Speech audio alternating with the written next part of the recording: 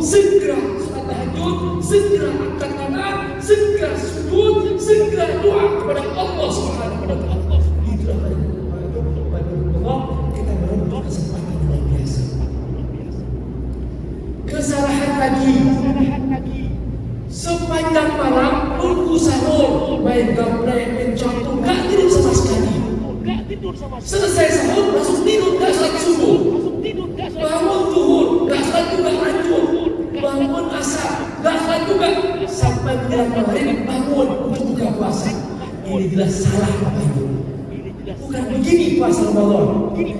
Ini juga kejadian yang banyak terjadi. Kesalahan lagi Bapak Ibu Allah. Tahu gak? Menjelang buka puasa, ngebuburit, jalan-jalan keliling ke sana kemari. Ya Allah, padahal itu dari sesudah asar sampai maghrib adalah waktu paling mustajab doa. Dulu para ulama kita, para sahabat, tabi'in, tabi'in, kalau sudah sesudah asar sampai maghrib, mereka enggak ngomong-ngomong, enggak ngobrol, mereka semuanya berzikir, mereka semuanya baca Quran, mereka berzikir banyak zikir sore dan panjang itu yang semuanya dalam buku Al-Mansurah Bapak Ibu. Itu lengkap semua Bapak Ibu. Kalau baca sudah asar, saya maghrib itu pas gitu. Masya Allah, itu luar biasa dibukukan di para ulama kita. Maka baca Bapak Ibu Allah, itu kita berzikir sampai buka puasa. Ini bukan jalan-jalan Allah jalanan macet, akhirnya sampai dia itu ya Allah kasih pulang ke rumahnya, karena nggak bisa balik saking macetnya jalan. Nah justru itu waktu mustajab berdoa. Kata Nabi, inna lis-shaim da'watan la turad. Sesungguhnya orang yang berpuasa doanya tidak pernah ditolak. Maka kapan itu?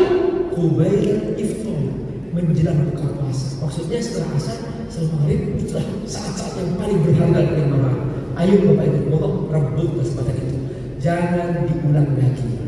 Halo, siap? Siap berubah? Oke. Kesalahan lagi apa? Semangat Ramadan di awal-awal, Masya Allah, masjid penuh 10 hari pertama, 10 hari kedua tinggal separuh, 10 hari ketiga tinggal imam sendirian. Ya Allah, ini ngeri. Justru tahu nggak, acara puncak Ramadan di 10 terakhir Ramadan. Allah, Nabi sampai iktikaf di masjid.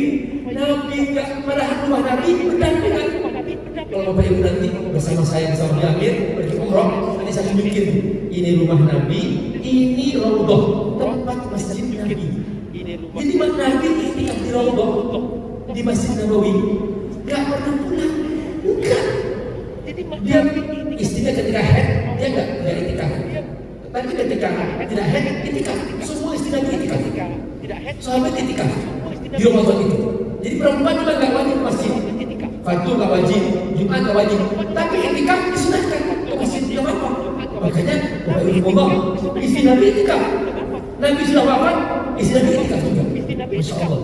Dan ketika sedang haid pulang ke rumahnya, Nabi minta sisir ke istrinya, hanya kepalanya dimasukin ke pintu dan istrinya menyisir rambut Rasulullah SAW.